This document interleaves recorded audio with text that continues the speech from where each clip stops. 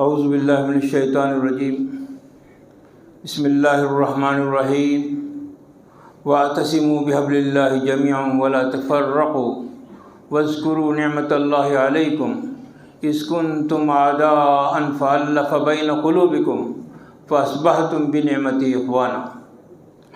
تم سب مل کر اللہ کی رسی کو مضبوطی سے تھامے رکھو اور آپس میں تفرقے میں مت پڑو، اور تم اللہ کی اس نعمت کو یاد کرو جو اس نے تم پر کیا کہ تم ایک دوسرے کے دشمن تھے، پس اس نے تمہارے دلوں کو جوڑ دیا اور تم اس نعمت ایمان کی وجہ سے آپس میں بھائی بھائی بن گئے۔ وَأَطِیعُوا اللَّهَ وَرَسُولَهُ وَلَا تَنَازَعُوا فَتَفْشَلُوا وَتَذْهَبَ رِيحُكُمْ وَاصْبِرُوا ان اللہ مع الصابرین۔ اور تم سب مل کر اللہ اور اس کے رسول کی اطاعت کرو اور آپس میں جھگڑے میں مت پڑو، تم شکست کھا جاؤ گے اور تمہاری ہوا اکھڑ جائے گی۔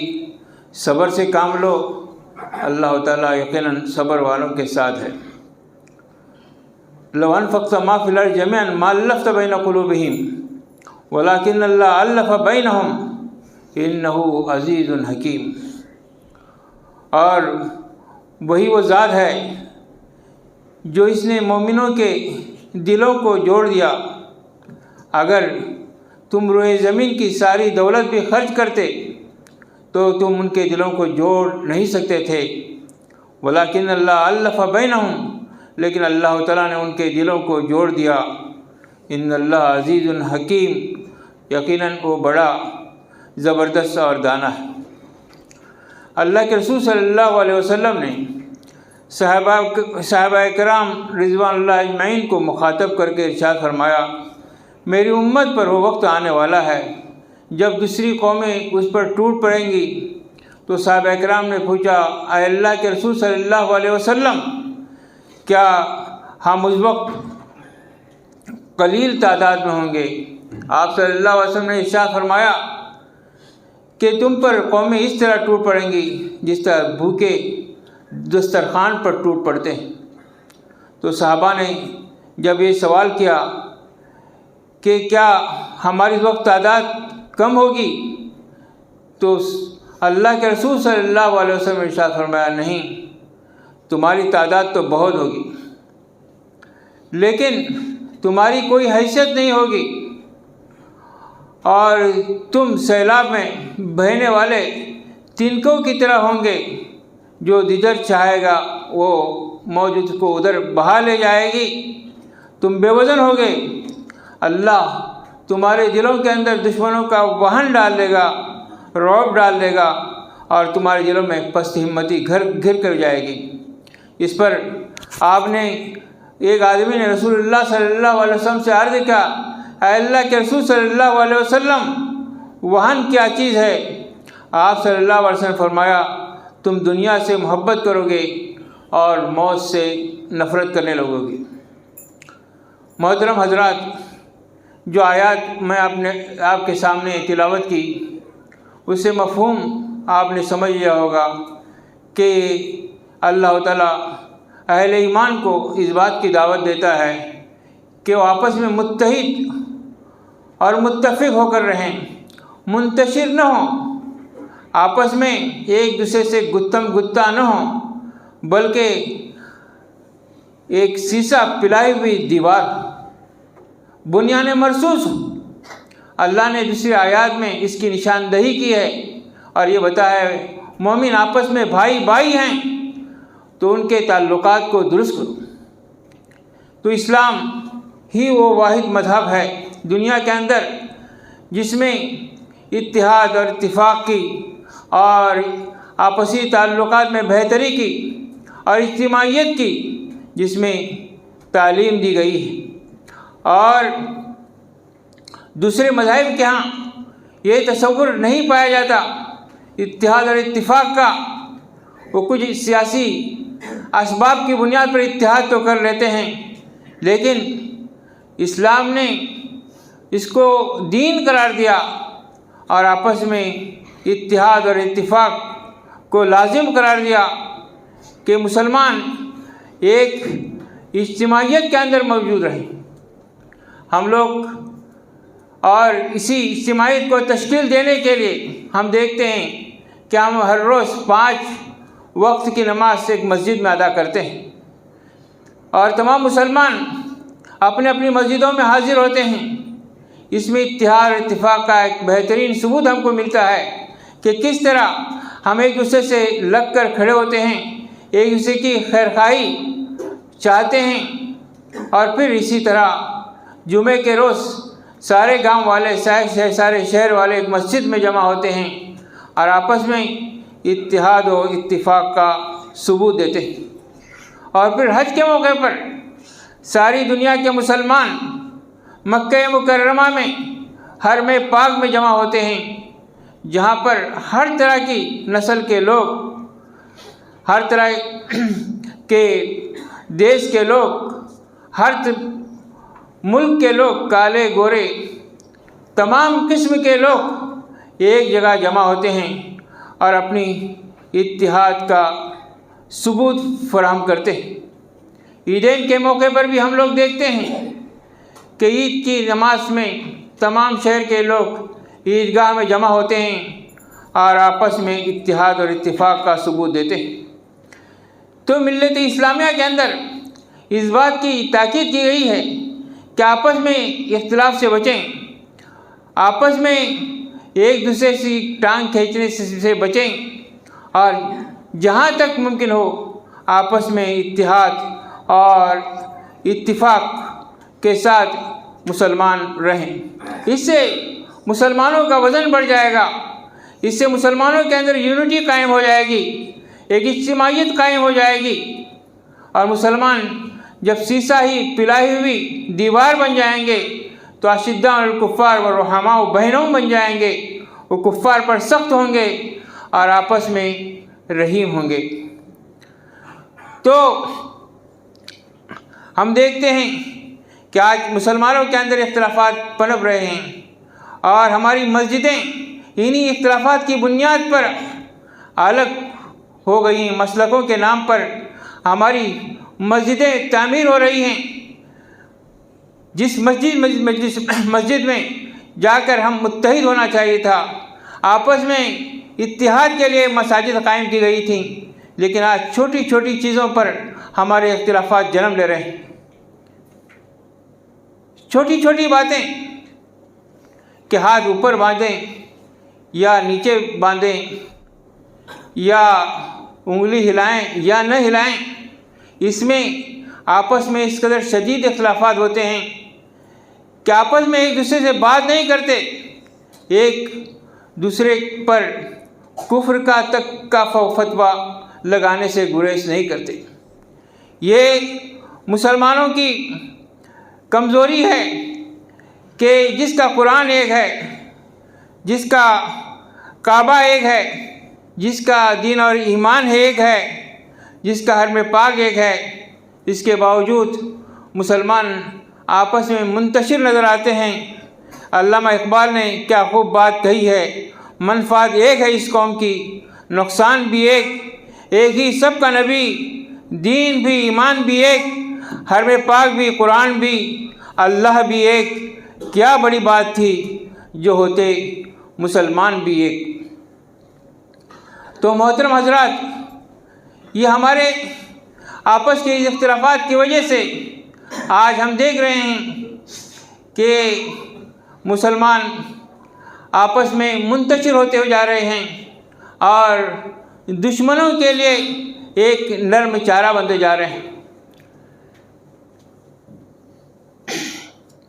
آپ جانتے ہیں ہماری جو پچھلی تاریخ ہے جس میں ہم نے شکست کھائی ہے، اسی وجہ سے ہم نے اندلس میں 800 سال تک حکومت کی، ہندوستان میں ہم نے 800 سے زیادہ سال تک حکومت کی، لیکن ہم آپس میں اختلاف جب ہوا ہمارے درمیان میں تو ہم بکھرتے چلے گئے اور پھر ہم ٹوٹ گئے۔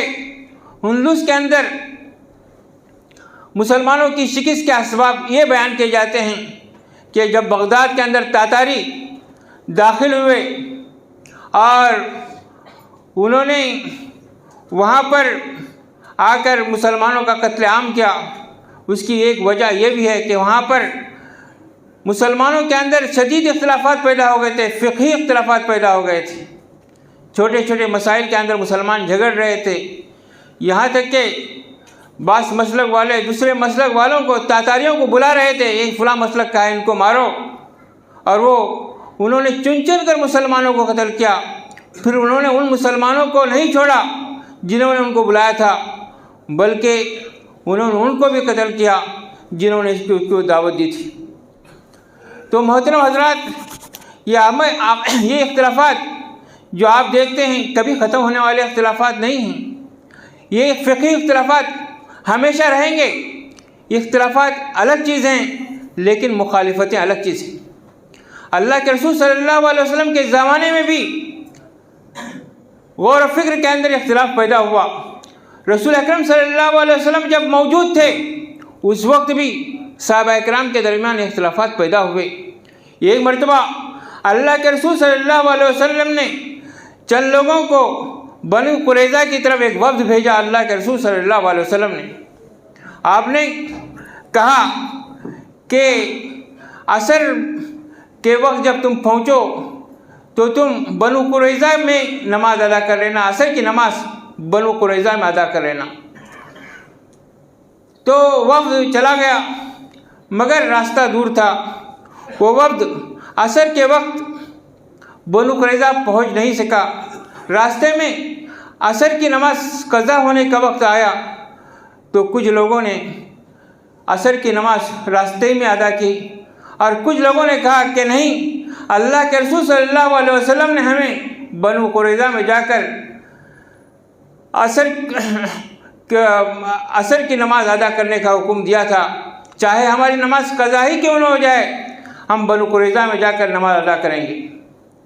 کچھ لوگوں نے یہ سمجھا عصر کی نماز اللہ کے رسول صلی اللہ علیہ وسلم نے ہم کو جلدی پہنچنے کا حکم دیا تھا، لہذا ہم عصر کی نماز اگر قضا ہو جائے تو ہم کو راستے ہی میں پڑھ لینا چاہیے۔ دونوں کا موقف بالکل صحیح تھا، الگ الگ تھا۔ جب اللہ کے رسول صلی اللہ علیہ وسلم کے پاس یہ لوگ پہنچے واپس تو انہوں نے اپنا اپنا موقف بیان کیا کہ اللہ کے رسول صلی اللہ علیہ وسلم نے ہم نے نماز قضا کی، اور بنو قریظہ میں پہنچے تو ہم نے عصر کی نماز ادا کی۔ تو کچھ لوگوں نے کہا کہ ہماری نماز قضا ہو رہی تھی لہذا ہم نے راستے ہی میں نماز ادا کی۔ اللہ کے رسول صلی اللہ علیہ وسلم خاموش ہوئے۔ آپ نے اپنے خاموشی کے ساتھ یہ بتا دیا کہ جو دونوں نے جو طریقہ اختیار کیا وہ بالکل درست تھا، صحیح تھا۔ اللہ کے رسول صلی اللہ علیہ وسلم نے ان کے اجتہاد کے دروازے کو بند نہیں کیا۔ آپ صلی اللہ علیہ وسلم کو معلوم تھا کہ آئندہ جا کر اس طرح کے اور مسائل پیدا ہو سکتے ہیں۔ تو جو سب سے چیز ہے، صحابہ کرام اجمعین کے اندر بھی سخت اختلافات ہوئے، اور یہ اختلافات کے نتیجے میں ان کے درمیان آپس میں کوئی دلوں کے اندر رنجش نہیں آئی، آپس میں ان کے دلوں میں کوئی دوری پیدا نہیں ہوئی، کوئی بغض اور حسد پیدا نہیں ہوا۔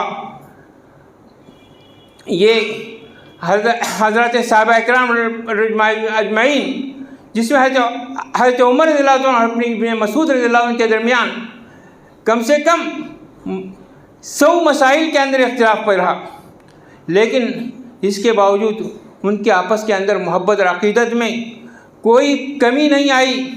ایک مرتبہ حضرت عبداللہ بن مسعود رضی اللہ عنہ نے حضرت عمر رضی اللہ عنہ کو آتے ہوئے دیکھ کر، حضرت ابن مسعود رضی اللہ عنہ کو حضرت عمر رضی اللہ عنہ نے آتے دیکھ کر، حالانکہ وہ خلیفہ ثانی تھے، انہوں نے آتے دیکھ کر فرمایا ابن مسعود تو علم فقہ کا خزانہ ہے، علم فقہ کا خزانہ آ رہا ہے۔